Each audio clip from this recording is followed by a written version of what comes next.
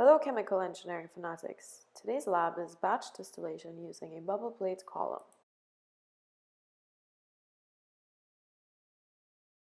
The objective is to have a successful separation of ethanol and water using batch distillation.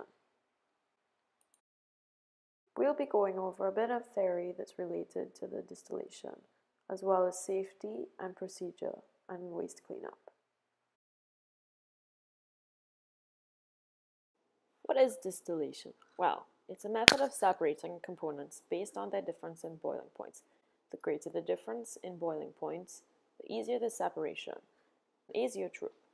An azeotrope occurs when the two liquids cannot be separated by distillation anymore because when the mixture is boiled, the vapor has the same compositions as the unboiled mixture, and ethanol and water form an azeotrope at about 78 degrees Celsius.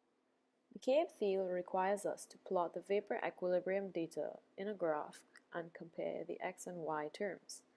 After this, the operating line is then drawn and its equation is given here.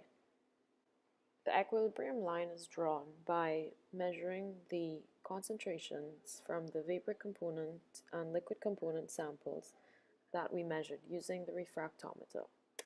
We can now begin staging by drawing straight lines across the equilibrium line and straight up towards the operating line.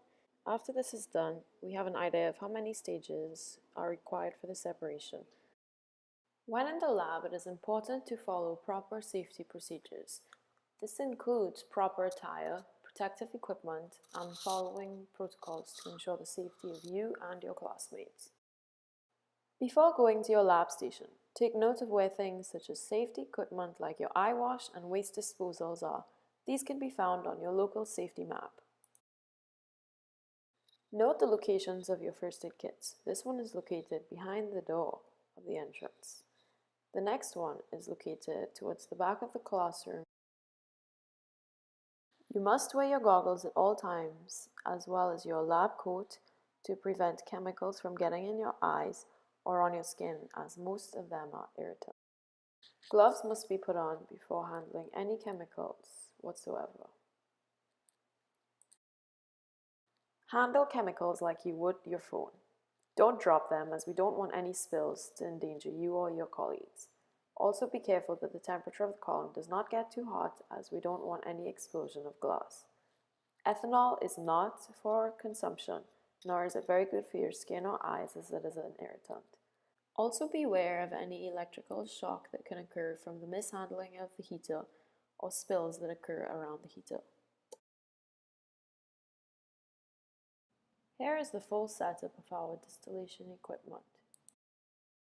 The pot here contains the mixture of ethanol and water, and inside of it is the thermocouple that is used to measure the temperature of the system. Here what we can see is the 5-stage plate column. What you may not be able to see from this view is that the trays being used are bubble cap trays. Here we have our reflux, which uses valves to control the flow of the vapor that goes back down into the column, as well as the condenser, which condenses the water vapor into the liquid. First, we will take a sample of 1 milliliter from the mixture to analyze in the refractometer. We will first begin by turning the chiller on, which needs to be on 20 minutes prior to beginning the experiment. Now turn the heater on to 120 volt power and set it at 80%. Once the heat has been on long enough, you will begin to see the temperature increase on the thermocouple. Watch temperature closely, because if it goes past 85 degrees and there is no formation of bubbles in the reboiler pot, immediately notify your TA, as this can lead to superheating and cause the glass to break. You definitely don't want this happening. As you can see here, we had no problems with this, as we got bubbles. The column is operating at total reflux, meaning that the vapor can move up and liquid can move back down freely in the column. Monitoring the temperature, we will allow the system to reach steady state by recording the temperatures at the top and bottom of the column every 2 minutes until we no longer see a significant difference. Once we reach steady state, we will take a sample at the top as well as the bottom so they can be analyzed using the refractometer. After 10 minutes, we will do this again to confirm that the composition has not changed. One of the key aspects of this lab is looking at the flow rate of the vapor through the column. To carry this out, we'll set the reflux ratio at 50% by opening the valve on the left and using the valve on the right to adjust the flow rate until we have what we want. At this point, the distillate rate should be about half of the boil-up rate. In order to measure this, we'll collect the distillate in a graduated cylinder and measure volume with time every 5 minutes until we have about 100 to 150 milliliters of the distillate. We'll also be taking temperature readings at the top and bottom in 1-minute intervals. Now we have our refractometer, which we'll use to measure the refractive index of the samples to determine the ethanol concentration of a sample. Before using it is important to clean the refractometer using a chemi wipe.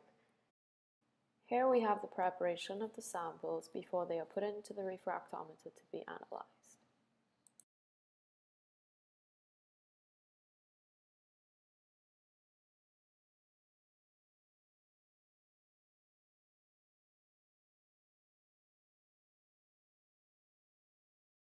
After you've completed your experiment, it is important to dispose of everything properly. Here we have the disposal unit for ethanol. It's kept under the fume hood, and shut the fume hood once the ethanol is put in the container. Water can be disposed of in the sink. Also, don't forget to clean all your equipment using distilled water. Thanks for watching. We know you don't really have any questions because, well, this was an excellent explanation of the lab.